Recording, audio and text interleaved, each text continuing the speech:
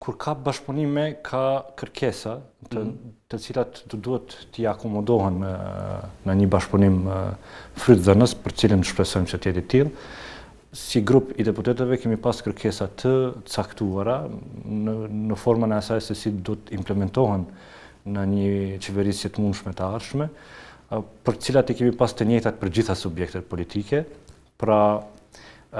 ka pas angazhim edhe për një bashkëpunim edhe me lëvizjeve vendosje, por pikërisht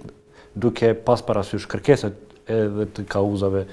që i kemi mbrojt në të kaluarën dhe për cilat edhe kemi dalë prej këtij subjekti, po të njëjtën kohë edhe me subjekte tjera parlamentare, në këtë rast PDK-n, LDK-n e AK-n, përfundimisht si vullnet i plot i një bashkëpunimi të sinqert, duke përkrahë të gjitha vlerat dhe kërkesat programore, është bërë ky bashkëpunim, për cilin do të angazhohemi fuqishëm në mënyrë që të njëjtat çështje të shtyjmë përpara dhe të realizojmë. Pra, ka pas negociata me partitë e tjera, ndërtohet dhe lëvizjeve vendosje, por pikat të cilat ju i keni si kusht për të bërë marrëveshje, nuk keni pajtuar me asnjë parti tjetër përveç me PDK. Nuk është çështja e pajtimit tonë, është çështja e vullnetit të tyre për të diskutuar dhe pranuar pozicionin për cilën ne jemi thirrë dhe jemi angazhuar për mi mbrojt, siç tashmë ju e dini, vlerat tona kombëtare, familjare, që janë vlera të fuqishme të shoqërisë shqiptare, me mbrojt identitetin tonë kulturor edhe fetar, me mbrojt lirinë tonë besimeve,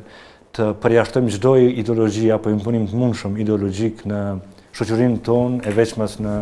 institucionet publike dhe ato arsimore. Me këtë është pajtuar PDK? Jo vetëm me këtë, po edhe me shumë kërkesa tjera jashta këtyre pikave, siç është angazhimi i plot në fushën e ekonomisë, angazhimi i theksuar dhe i ndryshimeve të nevojshme në shëndetësi, në arsim dhe në gjithçka tjetër që ka shoqëria jonë ka mungesë sot, e që duhet të gjithë të angazhohemi në mënyrë që të avancojmë shtetin tonë përpara me politika të mirëfillta, në mënyrë që ta ndjejmë fuqinë